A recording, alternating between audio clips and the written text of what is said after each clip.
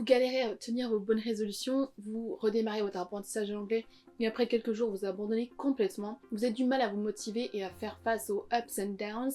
Alors si c'est le cas, cette vidéo est vraiment faite pour vous parce que je vais vous expliquer comment créer une habitude, une routine d'anglais qui dure concrètement vraiment dans le temps. Mais si c'est votre première fois sur cette chaîne YouTube, bienvenue, je m'appelle Léa Verselotti, je suis prof et coach d'anglais. Si vous êtes nouveau sur cette chaîne, allez regarder dans la description, j'ai pour vous plein de petits cadeaux à télécharger, notamment un e-book avec les 60 erreurs à ne surtout pas faire en anglais si vous voulez être compris et parler anglais couramment.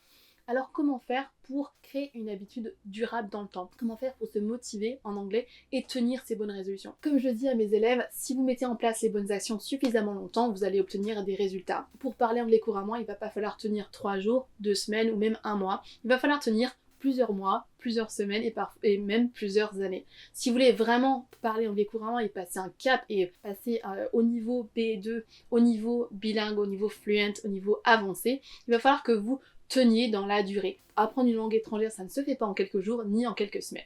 Donc voilà, comment faire pour tenir suffisamment longtemps? Il faut bien comprendre la différence entre la motivation et l'habitude. Vous avez peut-être déjà entendu cette citation: Motivation is what gets you started, habit is what gets you going. Motivation is what gets you started. La motivation, c'est ça qu'il vous faut initialement. C'est votre carburant qui va vous aider à vous remettre à l'anglais. Il vous faut un petit peu de motivation, sans quoi vous n'allez jamais sortir de votre zone de confort et vous n'allez pas vous remettre à l'anglais. Par contre, n'attendre que de la motivation pour pouvoir continuer, ce n'est pas suffisant. Habit is what gets you going.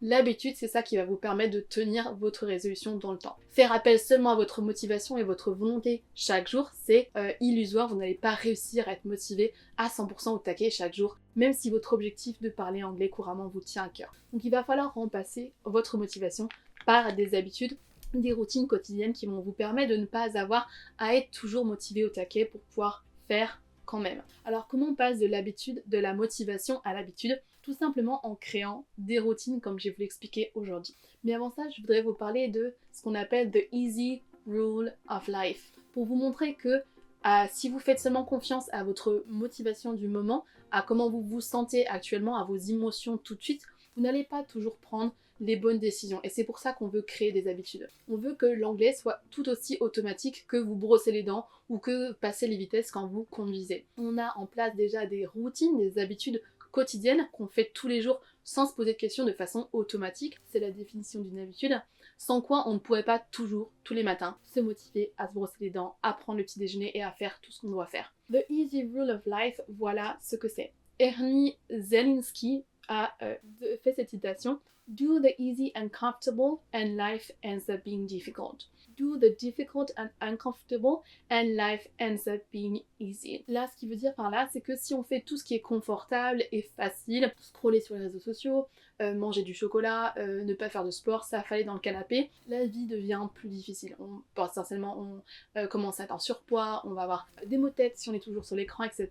Et on va pas forcément atteindre nos objectifs. Par contre, si vous faites ce qui est inconfortable et qui est potentiellement plus difficile à l'instant T, comme sortir courir alors qu'il fait pas beau, manger sainement alors que vous auriez juste envie de manger de la glace, la vie va devenir plus facile après. Ce qu'il faut comprendre, c'est que quelque chose que vous faites qui ont du positif, de la dopamine, quelque chose qui vous rende heureux sur l'instant, comme scroller sur les réseaux sociaux, manger du chocolat, etc., parfois ont des effets cumulés qui sur le long terme vont avoir des conséquences négatives. Si à l'inverse vous faites ce qui est difficile et qui apporte pas forcément énormément de plaisir sur l'instant, comme aller courir, manger sainement, manger de la salade ou faire de l'anglais, sur l'instant il n'y a pas une sécrétion de dopamine immédiate. Par contre, sur le long terme, ça va s'accumuler et avoir des positifs sur le long terme. Donc les habitudes que vous allez mettre en place vont vous aider à ne pas avoir à faire seulement de prendre vos décisions en fonction de vos émotions du moment. Parce que si par exemple il pleut dehors, vous devriez aller courir en écoutant un podcast en anglais, bah, vous allez peut-être plutôt choisir d'être sur Instagram en mangeant un pot de glace. Alors que potentiellement c'est plutôt d'aller courir qui serait bénéfique sur le long terme pour vous, pour votre santé. Sachez que la motivation est en quantité limitée chaque jour et que vous ne pouvez pas faire que appel à votre motivation si vous voulez vraiment réaliser des objectifs qui sont en dehors de votre zone de confort, comme l'anglais par exemple. Votre bol de la volonté va s'épuiser petit à petit au fur et à mesure de la journée. Il a même été prouvé que la prise de décision, juste un choix à faire, va potentiellement entamer votre volonté et votre capacité à vous motiver. Donc si vous attendez le soir d'être ultra motivé pour faire de l'anglais, potentiellement vous pouvez attendre longtemps parce que vous aurez souvent dans la journée épuisé ce que vous aviez de volonté au matin en vous levant. Si vous répétez suffisamment les mêmes habitudes, et que vous créez une bonne routine d'anglais, vous allez potentiellement faire les choses de façon tellement automatique, vous n'allez même pas avoir besoin à vous poser de questions. Donc vous allez pouvoir exécuter quelque chose sans même avoir envie de le faire. C'est ça qu'on veut créer pour l'anglais. La première chose à comprendre pour créer une routine d'anglais et une routine tout court, créer une nouvelle habitude, c'est de démarrer le plus petit possible. Lorsqu'on veut manger sainement, se remettre au sport, faire de l'anglais, on a tendance à vouloir tout chambouler et à s'y remettre bien trop fort, trop rapidement.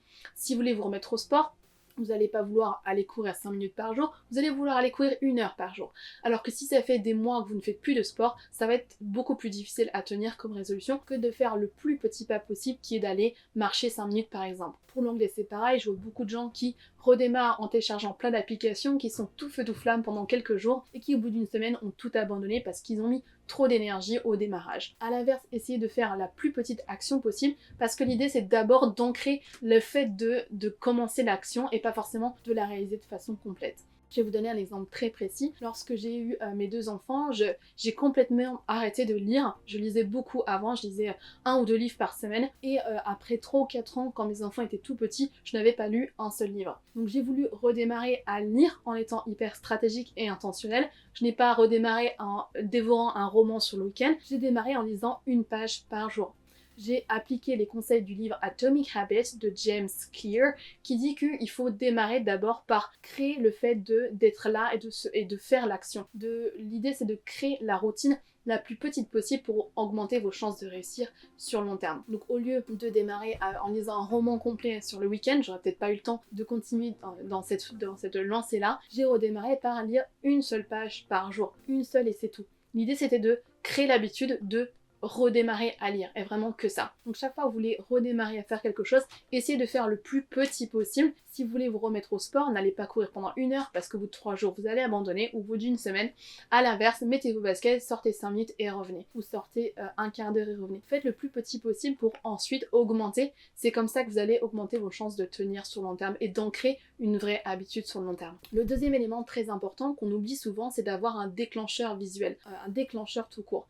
Ce qu'on appelle en anglais trigger. C'est quelque chose dont parle James Clear dans son livre et il nous dit que si jamais vous n'avez pas de déclencheur, et on va voir exactement ce que c'est juste après, vous allez potentiellement ne jamais réussir à ancrer une nouvelle routine. Si vous n'avez pas quelque chose de concret qui dans votre journée vous dit que vous devez faire l'action, la nouvelle habitude à faire, votre anglais, faire du sport, écrire vos gratitudes, écouter un podcast, je ne sais quoi, vous n'allez potentiellement jamais le faire. Les triggers ou les déclencheurs, ça peut être un déclencheur visuel, donc ça pourrait être un post-it, ça peut être une notification, ça peut être votre livre d'anglais qui est posé sur votre table. Visuellement, il faut que vous voyez quelque chose qui va vous rappeler que vous devez faire votre habitude. Ça peut être aussi un moment de la journée, comme par exemple après le petit déjeuner, après votre pause café au travail, etc. Ça peut être quelque chose de sonore, ça peut être une sonnerie sur votre téléphone, ça peut être un bip de notification, ça peut être quelque chose que vous allez entendre, potentiellement quelque chose d'audio. Sachez que les émotions vont être aussi des déclencheurs puissants d'habitude. Vous avez certainement l'exemple vous-même de quand vous ennuyez, vous avez une action qui est déclenchée derrière, habituellement de façon automatique sans y penser.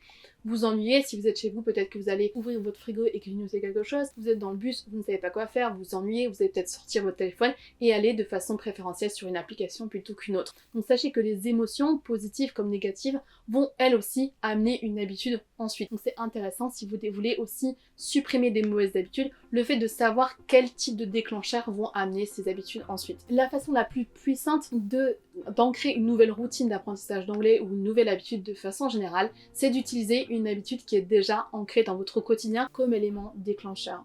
Par exemple, à chaque fois que vous prenez votre pause café, vous avez l'habitude d'aller à la machine à café, vous pourriez à ce moment-là écouter un podcast ou lire un article, par exemple sur News in Advance, sur l'application, sur votre téléphone à ce moment-là. Vous prenez votre café, vous revenez à votre poste de travail et vous pouvez là, à ce moment-là, faire votre routine d'anglais. Vous pourriez aussi, chaque fois que vous allez vous coucher, poser un journal sur votre livre, votre table de chevet avec un stylo et tous les jours écrire en anglais ou écrire vos 5 gratitudes.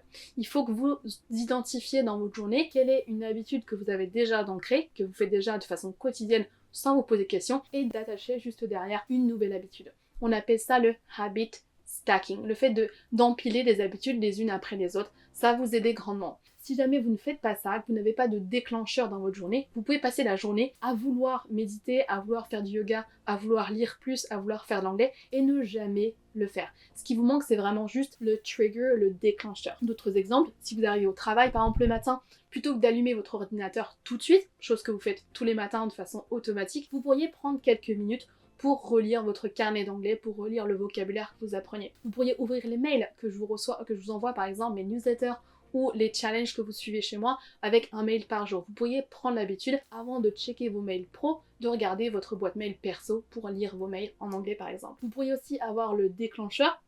Chaque fois que vos enfants sont couchés, plutôt que de redescendre et regarder la télévision, vous pourriez regarder une série en anglais. Ou lorsque vous montez dans votre voiture, démarrer un podcast en même temps, en allant au travail ou en allant faire vos courses. Allez essayer d'associer donc votre routine d'anglais, la nouvelle habitude que vous voulez ancrer, avec une habitude que vous avez déjà ancrée dans votre quotidien. Ce sera bien plus facile à vous y tenir. Voilà les différents types de déclencheurs qu'il existe et que vous pouvez utiliser pour ancrer une nouvelle habitude. Il y a tout ce qui est son, par exemple, ça peut être une chanson, un réveil, une alarme sur votre téléphone.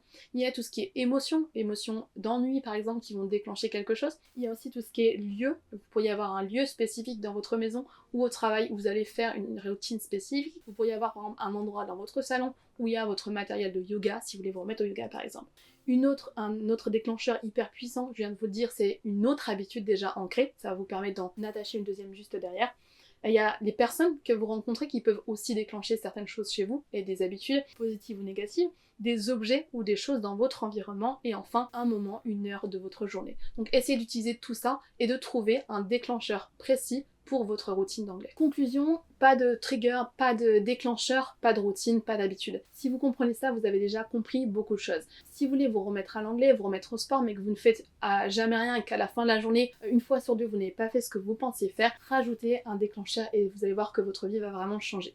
Ces triggers sont aussi la raison pour laquelle les mauvaises habitudes sont si dures à enlever. Parce que vous avez, si vous ne pouvez pas supprimer les triggers, que ce soit émotion négative, par exemple je m'ennuie, que ce soit trigger visuel, par exemple vous ouvrez votre frigo, vous avez du chocolat, des gâteaux, etc. et que vous avez l'habitude ensuite d'en manger parce que vous ennuyez, si vous ne pouvez pas supprimer ces triggers, vous allez avoir du mal à supprimer la mauvaise habitude.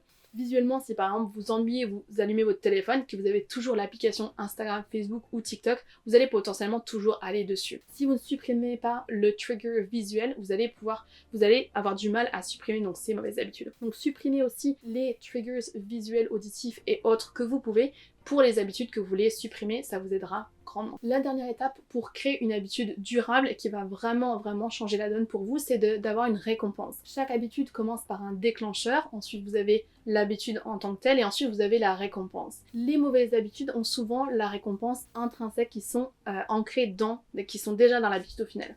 Que ce soit l'alcool, que ce soit la junk food, que ce soit les réseaux sociaux, la télévision, etc. Vous allez potentiellement avoir la récompense en faisant l'habitude.